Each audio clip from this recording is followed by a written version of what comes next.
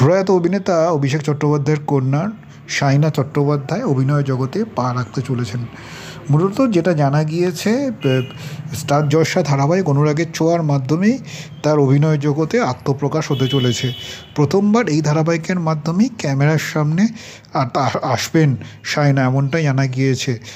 মূলত যেটা জানিয়েছেন এই বিষয়ে সংবাদ মাধ্যমের তরফে অভিষেক চট্টোপাধ্যায়ের স্ত্রী সংযুক্তা দেবীর সঙ্গে যোগাযোগ করা হলে তিনি জানিয়েছেন তারা কখনোই ভাবেননি যে তাদের একমাত্র মেয়ে অভিনয়ে আসবে, কিন্তু চ্যানেলের তরফ থেকে যখন ফোন আসে তখনই তারা একটু অবাক হয়। তারপর প্রথম লুক সেটের জন্য তাকে নিয়ে যায় তার মেয়েকে।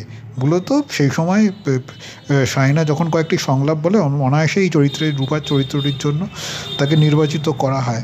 সব মিলিয়ে এই খবরে বেশ খুশি সংযুক্তা দেবী।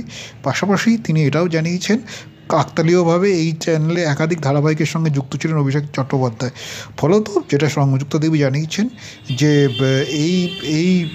তিনি মানেন না যে তার স্বামী অভিষেক চট্টোপাধ্যায় তাদের সঙ্গে নেই।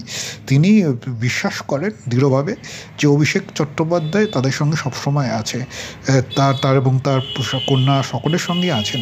মূলত এটা জানিয়েছেন সেটের একপাশে নাকি শুটিং চলাকালীন তার অভিষেকবাবুর ছবিও থাকবে, যাতে করে তার মেয়ে নাকি সবসময় যেন বুঝতে পারেন যে তার বাবা তার সঙ্গে রয়েছেন এবং তার বাবার আশীর্বাদ তার মেয়ের সঙ্গে রয়েছেন, যা তার আগামী জীবনের জন্য পাথেয় হিসেবে থাকবে।